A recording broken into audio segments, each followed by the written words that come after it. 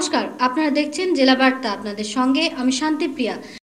রাজনৈতিক গুরু শিষ্যের সাক্ষাৎ বোলপুর তৃণমূল দলীয় কার্যালয়।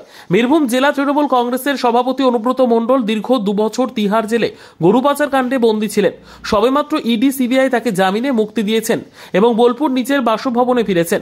অনুব্রত মণ্ডল বোলপুরে ফেরার পরই নেতা, মন্ত্রী, কর্মী, সমর্থক ও সাধারণ মানুষ সকলেই একে একে দেখা করতে আসছেন তৃণমূল কংগ্রেসের দলীয় কার্যালয়। কিন্তু একটা জল্পনা সৃষ্টি হয়েছিল যে বীরভূম জেলার সভাধিপতি কাজল শেখ অনুব্রত মণ্ডলকে সাক্ষাৎ করতে আসেননি। নিয়ে চলছিল বীরভূমে রাজনৈতিক মহলে জোর চর্চা। আজ সেই জল্পনা কল্পনার অবসান ঘটল। অবশেষে বীরভূম জেলার সভাধিপতি কাজল শেখ সাক্ষাৎ করতে এলেন বোলপুর তৃণমূল দলীয় কার্যালয়ে তার রাজনৈতিক জীবনের গুরু অনুব্রত মণ্ডলের সঙ্গে।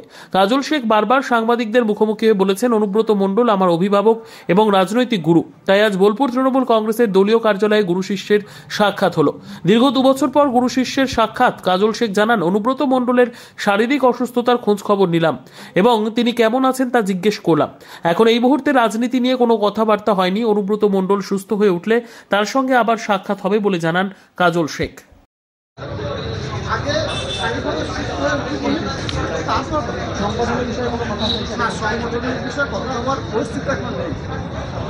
দাদা শারীরিকভাবে সুস্থ হয়ে উঠুক।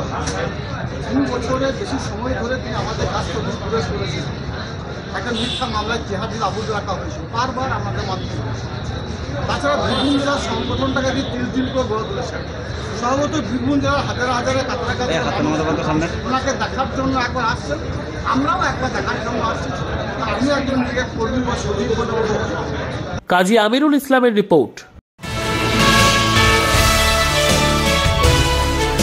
বোলপুর উচ্চ বিদ্যালয়ে ছবি আঁকা প্রতিযোগিতা। মাননীয় মুখ্যমন্ত্রী মমতা বন্দ্যোপাধ্যায়ের উদ্যোগে শিশু কিশোর একাডেমি, তথ্য ও সংস্কৃতি বিভাগ, পশ্চিমবঙ্গ সরকারের আয়োজিত ছবি আঁকা প্রতিযোগিতা অনুষ্ঠিত হয় বোলপুর উচ্চ বিদ্যালয়। এই অনুষ্ঠানে প্রদীপ প্রজ্বলনের মাধ্যমে শুভ সূচনা করা হয়। বোলপুর সাব ডিভিশনে প্রায় 200 জন শিশু ও কিশোর ছবি আঁকা প্রতিযোগিতায় অংশগ্রহণ করে। এই অনুষ্ঠানে উপস্থিত ছিলেন জেলা তথ্য ও সংস্কৃতি দপ্তরের আধিকারিক বৃন্দ সহ অন্যান্য বিশিষ্ট ব্যক্তিবর্গ।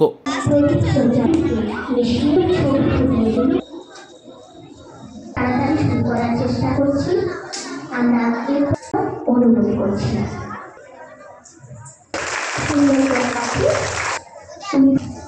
কাজী আমিরুল ইসলামের রিপোর্ট। সতীপীঠ কঙ্কালীতলাতে অনুব্রত মণ্ডল। বীরভূম জেলা তৃণমূল কংগ্রেসের সভাপতি অনুব্রত মণ্ডল দীর্ঘ 2 বছর তিহার জেলে বন্দী থাকার পর বোলপুর নিচুপট্টি বাড়িতে ফিরেছেন। এরপর থেকে অনুব্রত মণ্ডলের একের পর এক বিভিন্ন কর্মসূচি শুরু করেছেন। অনুব্রত মণ্ডল ঠিক আগে যেমন নিয়মিত দলীয় কার্যালয়ে বসতেন, ঠিক 2 বছর পর আবার দলীয় কার্যালয়ে বসছেন।